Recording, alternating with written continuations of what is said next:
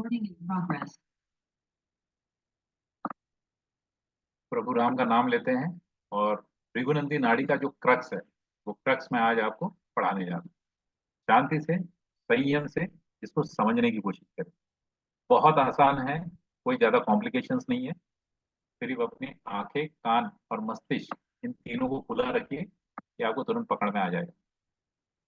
Okay, अभी देखिए, हम लोगों को देखना है जीवन चक्र। इनको ग्रहों की आयु भी बोला जाता है। ठीक, आयु दो प्रकार की होती है, वैदिक की अलग होती है, भृगुनंदी नाड़ी में अलग ही। जो लोग वैदिक जानते हैं, इसमें से कुछ ग्रहों की आपको दशांतर दशाएं की जो अवधि है उससे मेल खाएगी, हर किसी की नहीं खाएगी। उदाहरण के तौर पे बृहस्पति 12 साल है लेकिन वैदिक में 16 साल है, शनि 30 है, राहु 18 है, केतु 7 होता है लेकिन यहाँ पे केतु 18 है। तो कृपया करके वैदिक का और इसका तुरंत कंपैरिजन करना मत शुरू कीजिए, कंपैरिजन नहीं करना है। जब भी दो शाखाएं पढ़ेंगे तो उसको अलग अलग तरीके से पढ़ना है और अलग अलग तरीके से याद रखना। अब मैंने कहा कि बृहस्पति जो है ये 12 साल का है, ठीक है। और मैंने आप लोगों को ये भी कहा था कि जीवन में यदि अगर किसी की कोई घटना घटती है, तो जैसे शादी की घटना का एक अनुभव मैंने आप लोगों के साथ साझा किया था कि ये स्त्री की कुंडली है। तो स्त्री की कुंडली में सबसे पहले जो हमारा स्पेशल प्रोग्रेशन, इन सबको प्रोग्रेशन कहा जाता है। गोचर का प्रकार है, उसको प्रोग्रेशन कहते हैं। तो मैं मार्क करूंगा कि अगर इस इन व्यक्ति का शादी कब हुई रही। उसका एक तरीका मैंने आपको बताया कि स्त्री है, मंगल को मार्क करे और पहले भाव को और सातवें को करे। क्या करना है, मंगल जहां बैठा है स्त्री के कुंडली में, मंगल पति कारक और पति की कुंडली में शुक्र है पत्नी कारक। तो मंगल को मार्क करें और पहला भाव और सातवां भाव, पहला भाव सातवां भाव फिक्स है, तो उसमें किंतु परंतु कुछ नहीं है, सिर्फ मंगल जहां बैठा है वो। अब मंगल हर साल एक जगह पे होगा। ये पहला साल हो गया, फिर ये पांचवा हो गया। अब मैं बीच बीच में सारे नहीं लिखूंगा, 5 हो गया, ये 9वां साल हो गया, करेक्ट। जहां जहां पे मार्क है वही लिख दूंगा।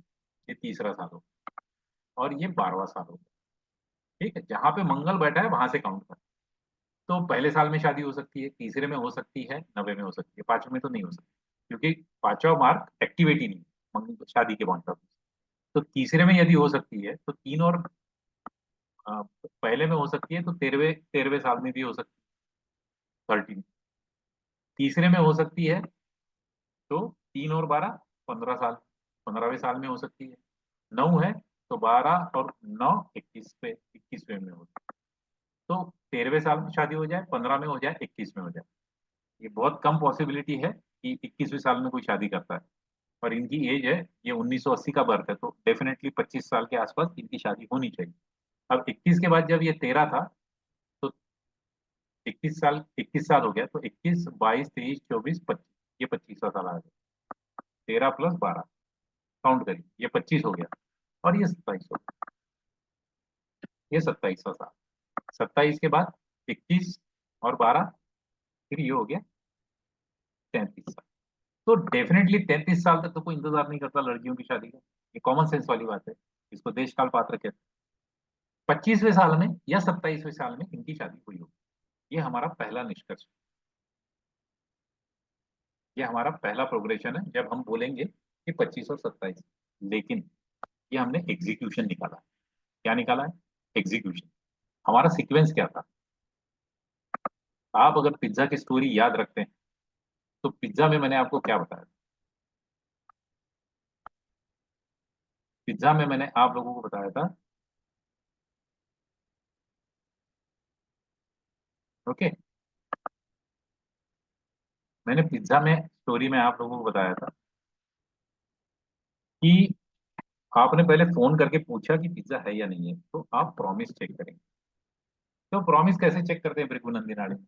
बहुत सिंपल, मंगल और शुक्र।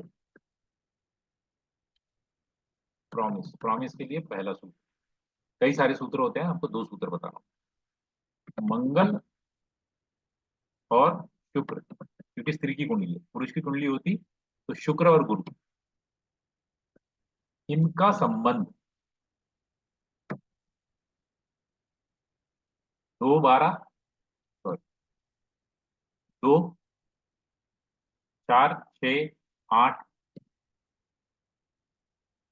10 और 12 नहीं होना चाहिए। दूसरा सूत्र ये है D1 में, लगन कुंडली। ये लगन कुंडली में लगने वाला सूत्र। नवांश कुंडली, इसमें लगने वाला सूत्र है शुक्र और मंगल। 2 12 6 8 का संबंध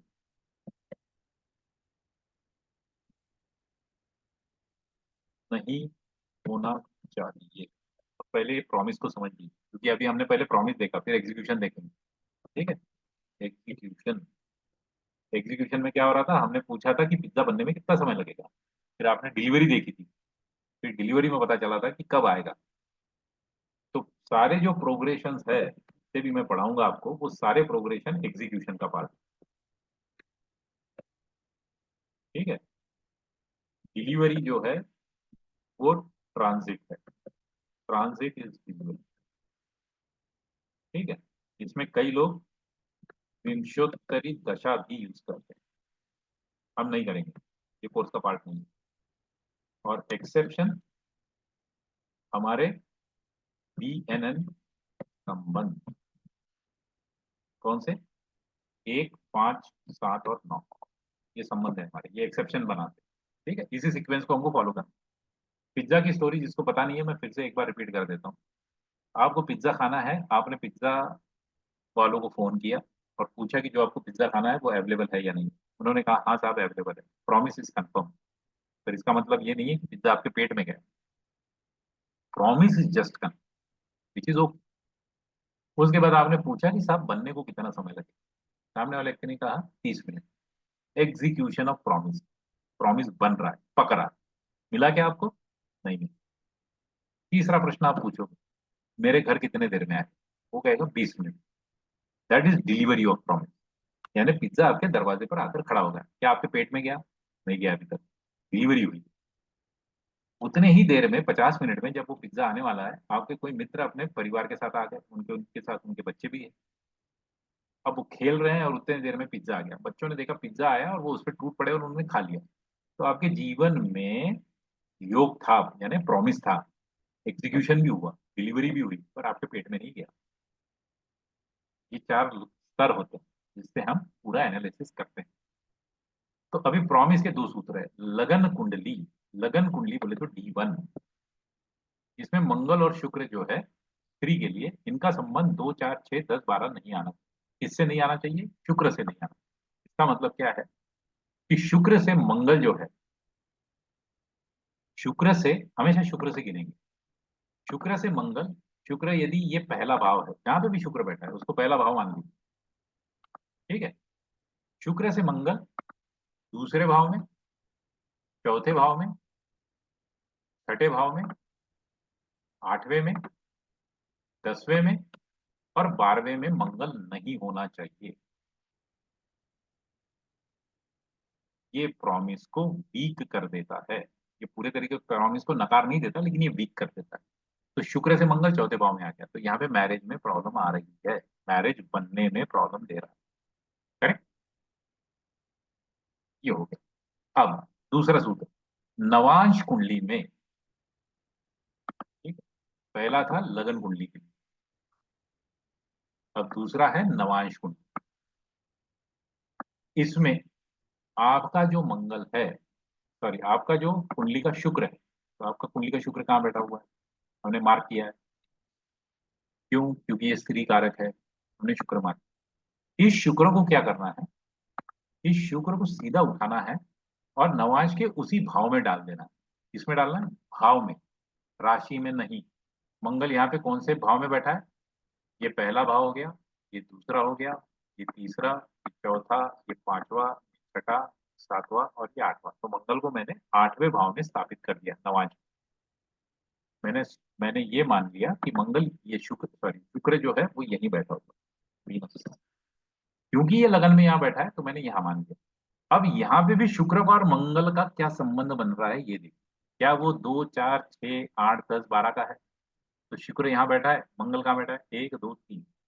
यहाँ पे तीसरा संबंध बना है। तो लगन कुंडली में संबंध बन रहा है जो शादी के फेवर में नहीं है। यहाँ पे जो संबंध बन रहा है वो शादी के फेवर में है। तो 50-50% पॉसिबिलिटी शादी की बन रही है, प्रॉमिस कंफर्म हो। 50% बन सकती है, उपायों से कुछ ना कुछ काम हो जाएगा। ठीक है। ऐसे और भी सूत्र होते हैं। हर घटना देखने के लिए भृगुनंदी नाड़ी में प्रॉमिस के सूत्र अलग दिए गए हैं। मैं अभी आपको सिर्फ शादी का एक एग्जांपल दे रहा हूँ। बच्चे के लिए अलग है, फॉरेन जाने के लिए अलग है, घर बनाने के लिए अलग है, हर चीज के लिए अलग अलग बनते चले जाते हैं। ठीक। मैं शादी के 2 प्रॉमिस के सूत्र मैंने बताए। तो अब हमको ये पता चल गया कि लगन कुंडली जो है, लगन कुंडली में शुक्र लगन कुंडली में शुक्र और मंगल का संबंध अच्छा नहीं है, तो वो शादी का प्रॉमिस नहीं दे रहे हैं। लेकिन वही शुक्र अगर मैं नमाज में रख दूं, उसी भाव में, ध्यान से सुनिएगा, एकदम उसी भाव में रखना, तो वो नवाज के मंगल के साथ जो संबंध है वो अच्छा है, तो शादी हो सकती है, पॉसिबिलिटी है। ये हो गया प्रॉमिस। हम बोलेंगे हाँ शादी हो सकती है, परेशानियों के साथ होगी लेकिन डेफिनेटली होगी। अब एग्जीक्यूशन ऑफ प्रॉमिस देखते हैं। पहला एग्जीक्यूशन ऑफ प्रॉमिस क्या आया था, जो मैंने अभी आपको बताया। The first execution of promise is called है, उसके साल अभी मैं लिखता हूँ। ठीक है। First execution of promise,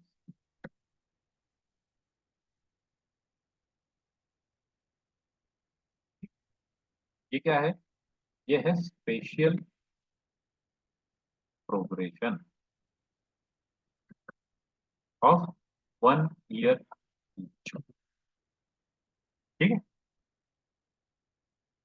from शुक्र। शुक्र क्यों? क्योंकि शुक्र जो है वो स्त्री कारक, स्त्री के लिए जीव कारक। तो फिर हमने शुक्र को जो है, सॉरी, मंगल, क्योंकि मंगल आगे मिलने वाला है, स्त्री को मंगल आगे, मंगल पति है, पति आके स्त्री को मिलने वाला फ्रॉम मंगल। तो मंगल पहला साल है, ये एग्जीक्यूशन ऑफ प्रॉमिस पहला है। ये पहला साल है, अभी मैंने लिखा था। और मैंने बोला था कौन से 3 भाव देंगे, जहां मंगल बैठा है वो, जहां पहला भाव है, जहां 7वां भाव है। पहला और 7वां फिक्स है। तो ये पहला साल हो गया, फिर ये तीसरा साल हो गया, और ये 3, 4, 5, 6, 7, 8, 9, ये 9वां साल हो गया जीवन में। तो एक के बाद फिर 13 हुआ, और 13 के बाद 25 हुआ। ठीक है, सब में 12-12 ऐड करते जाइए तो मिल जाएंगे। 3 और 12, 15 हो गया, और 15 के बाद 15 और 12, 27 हो गया। अब यहाँ पर 9 और 12, 21। ठीक है, और ये 33। तो हमको 2 साल कौन से मिल गए? 25वें साल में, 21वें साल में शादी हो सकती है, 25 में भी हो सकती है, और 27 में हो सकती है। यहाँ पे मैं इनके साल लिख देता हूँ कि हम लोगों को अभी ये याद रहेगा कि भाई इससे जो रिजल्ट मिल रहा था, इसमें 21st ईयर था, 25th ईयर था, और 27 ईयर। अब जब यहाँ पे मैंने 21, 25 और 27 निकला मिला है, तो हमेशा 21-22 साल में शादी होगी, 25-26 में होगी, या 27-28 में होगी। उसके पीछे एक टेक्निकल जस्टिफिकेशन होता है, लेकिन हम उसमें नहीं जाएंगे क्योंकि उसमें थोड़ा मैथमेटिक्स इन्वॉल्व।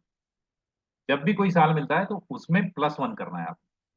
ठीक है, 21-22 ध्यान में रखना है, 25-26 और 27-28, उस जॉइंट पे वो शादी होती है या इवेंट होता है। ये हो गया फर्स्ट एग्जीक्यूशन पर। अब सेकंड एग्जीक्यूशन पर।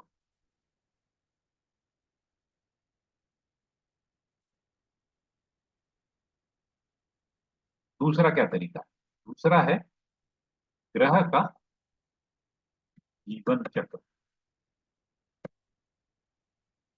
ठीक है, जीवन चक्र, ग्रह का जीवन। देखते हैं क्या बोलता है ग्रह। इसमें हम गुरु का देखेंगे, सबसे पहले देखेंगे गुरु कि गुरु जो है वो कैसे ट्रैवल कर रहा है। तो हमको ये अभी पता है, मैं इनको अभी पहला तो वाला डिलीट कर देता हूँ। अब बृहस्पति यहाँ बैठा हुआ। ठीक है, बृहस्पति कहाँ बैठा है? बृहस्पति जीवन के पहले 12 साल यहाँ बैठने वाला। अब यही बृहस्पति 13 साल से लेके 24 साल तक कहाँ बैठेगा? अगले भाव में, जो मैं कल बता रहा था। ये जीवन चक्र शुरू हो गया, 12-12 साल एक एक जगह बैठता जाएगा। तो यहाँ पे मैं यहाँ पे लिख देता हूँ, तो ताकि आपको आसानी से पता रहेगा कि 0 से लेके 12 ईयर्स तक 10वें भाव में बैठा। यहाँ पर 13वें साल से 24वें साल तक वो यहाँ बैठा है। 12वें भाव में कब आएगा? 12वें भाव में आएगा 25वें साल से लेके 36वें साल तक। ठीक है, 12-12 साल भागते जा रहा है वो। लगन में कब आएगा? 37 साल से लेके 48 साल तक वो लगन में आ जाएगा। यहाँ पर आएगा 49 से लेके 60 ईयर्स, ये व्यक्ति की उम्र चल रही है। और 60 से लेके 72 तक ये पांचवे। 12 का टेबल याद रखिए, 12 1 12, 12 2 24, 12 3 36, 4 48। 12 एकम 12, 12 दूने 24, 36, 48, ऐसा 12-12 साल चलता रहेगा। और 72 से 84 यहाँ पर आएगा। ठीक है, यहाँ तक ओके है सबको? कोई दिक्कत नहीं होनी चाहिए। ये बड़ा सिंपल है कि हम मान रहे कि बृहस्पति एक एक भाव अगले अगले अगले भाव में चलता चला जाता। बहुत बढ़िया। तो क्या इसने शुक्र या मंगल के साथ कांटेक्ट किया? 0 से लेके 12 साल में तो नहीं किया। 13 से 24 में इसने कांटेक्ट कर लिया। इसने 13 से 24 में मंगल के साथ कांटेक्ट कर लिया। लेकिन ये तो पति है, पति आके मिलना चाहिए। तो 12 से लेके 24वें साल में, यानी 13 से लेके 24वें साल में बृहस्पति ने मंगल को देख लिया। बृहस्पति ही क्यों? क्योंकि बृहस्पति जो है वो सबसे शुभ ग्रह माना जाता है।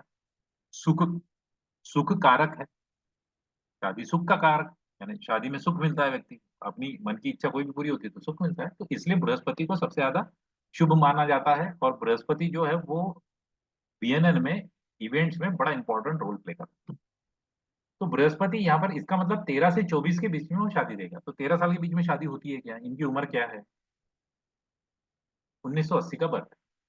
1980 के बर्थ में जब वो 13 साल की होंगी 1993 में, तो क्या इंडियन गवर्नमेंट ये अलाउड करती थी 13 साल के बच्चे की शादी हो जाए या 24 में हो जाए?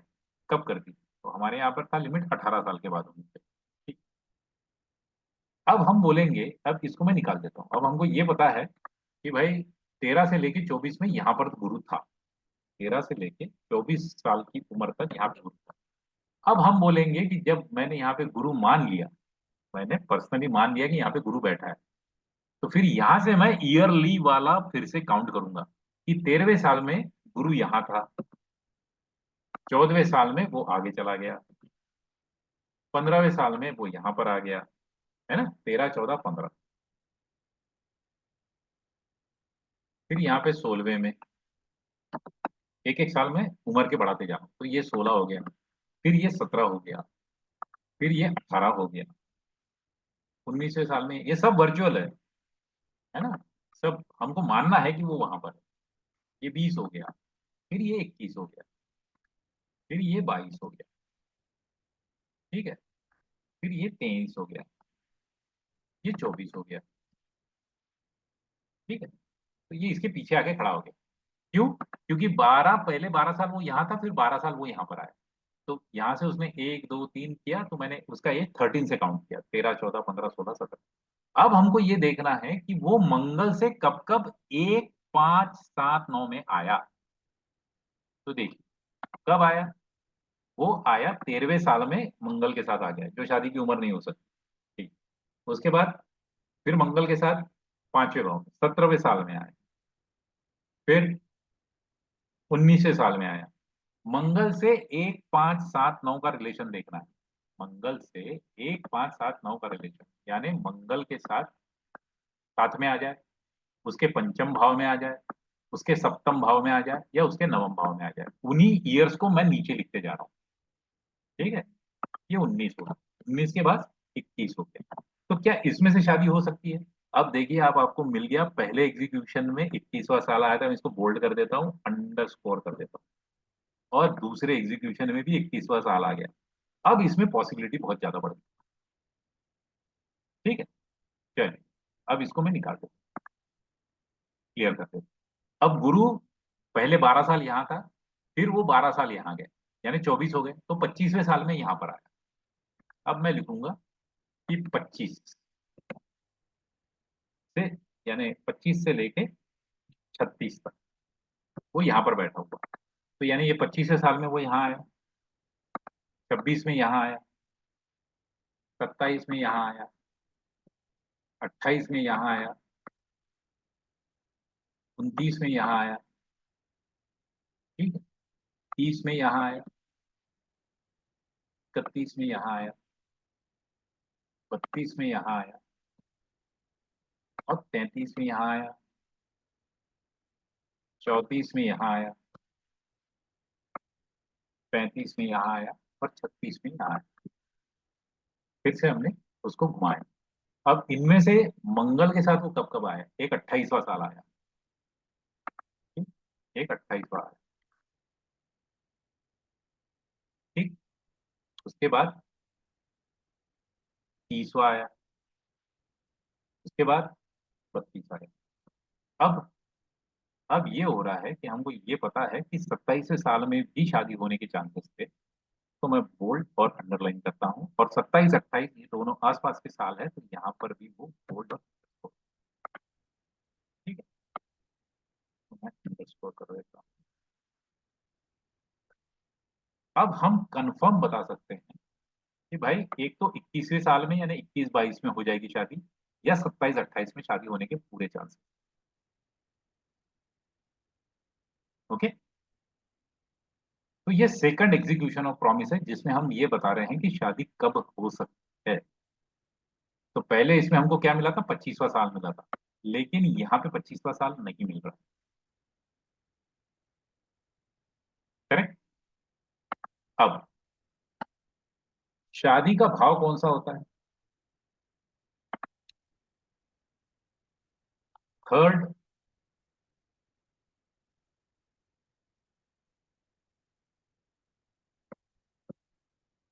Execution of promise. शादी का भाव होता है सेवंथ हाउस। अब हम देखेंगे कि सेवंथ लॉर्ड से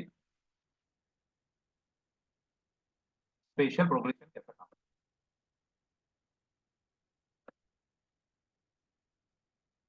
सेकंड सेवंथ लॉर्ड से स्पेशल प्रोग्रेशन कैसा काम कर रहा है, इसको ध्यान से समझिए थोड़ा। जैसे मैंने मंगल के लिए उठाया था स्पेशल प्रोग्रेशन, हमने सबसे पहले में क्या किया था? मंगल के लिए उठाया था, ये हमने मंगल के लिए उठाया था। अब यही मंगल को हम करेंगे, वही प्रोग्रेशन मंगल का ही लेंगे, लेकिन हम ये देखेंगे कि सातवां भाव जो है उसके स्वामी के साथ कैसा बन रहा है। ठीक है, पहले मंगल के साथ किया था हमने, है ना। मंगल से हमने देखा था कि अ, जो गोचर रहेगा वो गोचर कैसे काम करेगा। वो हमारा गुरु का गोचर चल रहा था, हमने गुरु को उठाया था। करेक्ट, कि वो मंगल से कब जाके मिलेगा।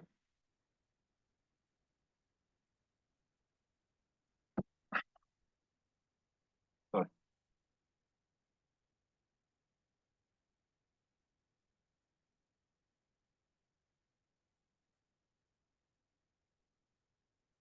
तो ये जो स्पेशल प्रोग्रेशन था, ये प्रोग्रेशन कहाँ कहाँ मिल रहा था ये हमने देखने की कोशिश की थी। अब वही, लेकिन यहाँ पर क्या हो रहा है ना कि ये उदाहरण में शुक्र ही आ रहा है फिर से, तो वो डेट कुछ चेंज नहीं होगा। ठीक है, अगले उदाहरण में हम अलग अलग देखेंगे। तो अभी फिलहाल के लिए इसको रुक देते, सेवंथ लॉर्ड के साथ भी हमको सेम लगा के देखें। ठीक है, वो यदि हम देख लेंगे तो हमको वो साल पता चल जाएंगे कि जिन सालों में वो शादी हो सकती है। तो जैसा ये थर्ड एग्जीक्यूशन ऑफ प्रॉमिस है, वैसे ही एक फोर्थ एग्जीक्यूशन ऑफ प्रॉमिस भी होता है, उसके बाद गोचर आता है। तो इतने सारे इसमें हम लोगों को वो ईयर्स पता चल जाते हैं कि कब होगा। ओके, एक मिनट होल्ड कीजिए।